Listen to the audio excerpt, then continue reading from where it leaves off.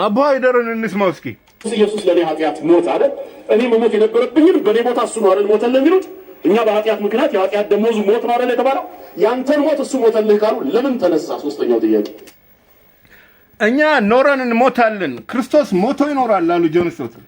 አሮጌው ታሪካችን ተቀብሮ አዲሱ የጀመረው ኢየሱስ ስለተነሳ ነው። አባ ሀይደር ሕያውን ከሙታን መካከል ለምን ትፈልጉታላችሁ አሉ መላእክቱ።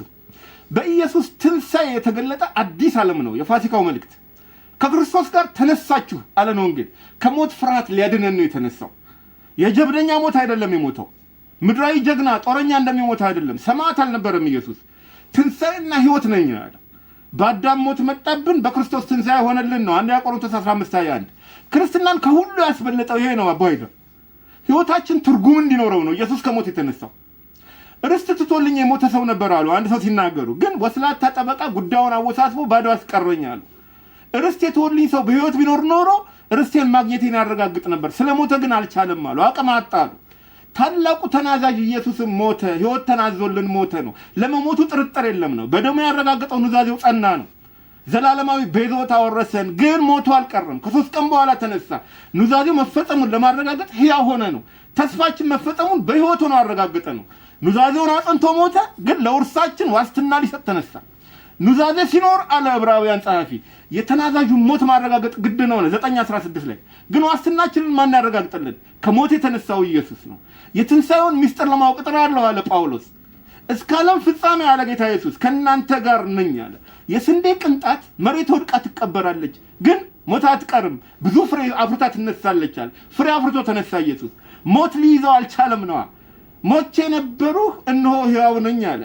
ቁርአን ራሱ በመሞትበት ቀን ሕያው ሆኜ በመነሳበት ቀን አለ እንደተባለው ነው። ሱራ 19:33 ላይ ኢየሱስ ሞቶ ነበር ተነሳ። ትንሣኤው ማለት እውነትን ልትቀብራት ትችላለህ፣ ግን መቃብር ፈንቅላ ትወጣለች። ሞት ወይ መውጊያ የተባለ መውጊያ የታለ የተባለው ለዚህ ነው። ሞት ራሱ በኢየሱስ ሞተ ነው። በተነሳው ጌታ ተገደለ ነው። በእርግጥ በዚህ አጋጣሚ አልተነሳም ያሉ ወገኖች ነበሩ። የሮም መንግስት ወስዶት እንጂ ኢየሱስ ከሞት አልተነሳም አሉ።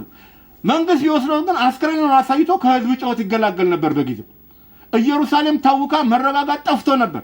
ስለዚህ አስከሬኑ በመንግስት እጅ ቢኖር መንግስት አሳይቶ ይገላገል ነበር። ነገር ግን በመንግስት እጅ አልነበረም አስከሬኑ። ስለዚህ ሌላ ውሸት ፈጠሩና ሌባ ሰርቆት ነው አሉ። ግን ሌባ በድን አካል ምን ይሰራለታል? እንደውም ልብሱ ይጠቅመው ነበር ነው የተባለው። የተገነዘበት አዲስ ጨርቅ ዋጋ ያወጣልን ነበር ለሌባው ነው። ውድ ሐር ጨርቅ መስረቅ ትቶ አስከሬን ሰረቀ።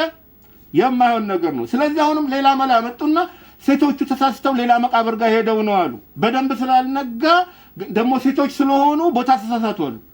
ሴቶችም ግን መቃብሩን ቀድመው ያዩ ብልሆች ነበሩ ነው ሉቃስ ይነግረናል። ከገሊላ መጥተው መቃብሩን አዩ፣ እንዴት እንዳስቀመጡትም ተመለከቱ ይላል ሉቃስ 23:55። ስለዚህ ሌላ ውሸት ፈጠሩና ገና ሳይሞት ነፍሱ ሳትወጣ ነው የቀበሩት አሉ። ከዛ አንሰራርቶ ከመቃብር ወጥቷል።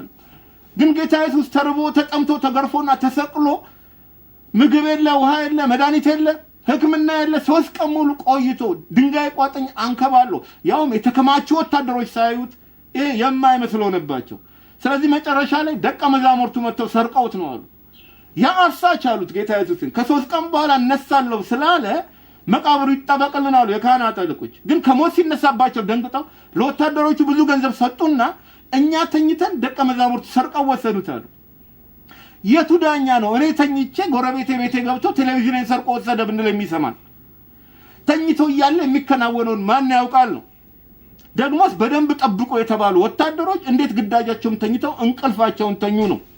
መልስ የለም። ኢየሱስ ተነስቷል ነው። የተነሳውም የጴጥሮስን ፍርሃት ወደ ድፍረት ለመለወጥ ነው።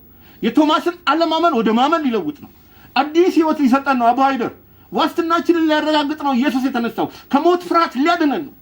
ምህረት ነው የተነሳው። ይቅርታ ራሱ ነው ከሞት የተነሳው። ለዚህ ነው ዓመተ ምህረት የሚባለው። ታላቁ አላህ ራሱ ምህረት አድርገን ላክነው አለ ኢየሱስን። የመርየምን ልጅ ኢሳን ለህዝብ ሁሉ ለሰው ሁሉ ምህረት አድርገን ላክነው አለ። ረህማን አለው ሱራ 19:21 ላይ። ሱረቱል መርየም 19:21 በቁርአን አንብቡ። ኢየሱስ የተነሳው እኛን ለማንሳት ነው። to lift us up to higher kingdom። ለዚህ ነው ኢየሱስ የተነሳው። በረካው ነው። ለክርስቲያኖችም መልካም የትንሣኤ በዓል እንመኛለን።